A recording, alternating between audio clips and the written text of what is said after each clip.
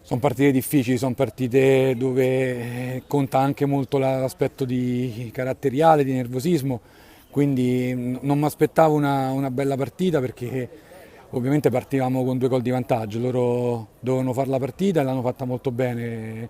variando molto bene 2 moduli in fase di possesso e non possesso palla. Noi ci abbiamo messo un attimo a snaturare un po' le nostre caratteristiche per adattarci al modulo loro e una volta andati in vantaggio eravamo pensati di aver congelato la partita contro una squadra come Checco dello Scapicollo che non a caso ha vinto 5 campionati di fila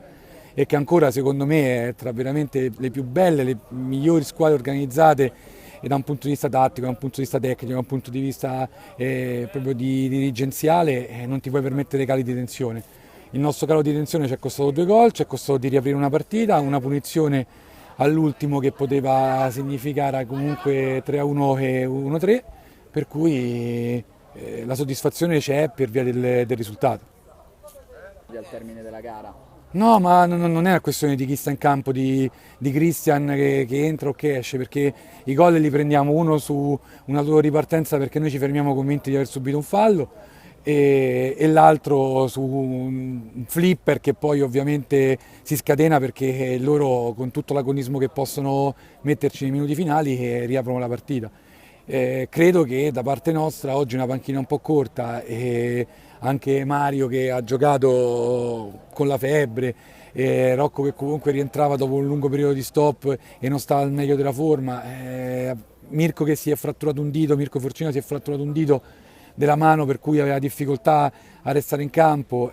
di occasioni ne abbiamo avute per chiudere la partita, per poter fare l'1-0 un po' prima, poi amministrarla. Non credo che dipenda da Christian, dipende anche dal fatto che siamo oggettivamente una squadra stanca in questo momento.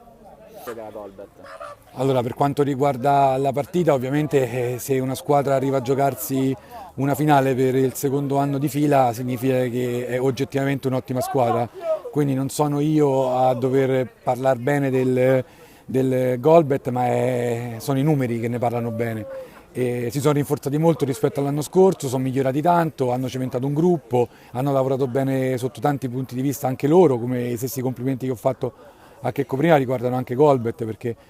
ha dimostrato durante l'anno di essere comunque un gruppo solido, una buona società.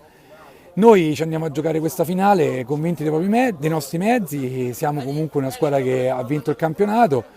Di sicuro ti dico che proprio per questo sono mancato un po' le ultime settimane anche per motivi personali, però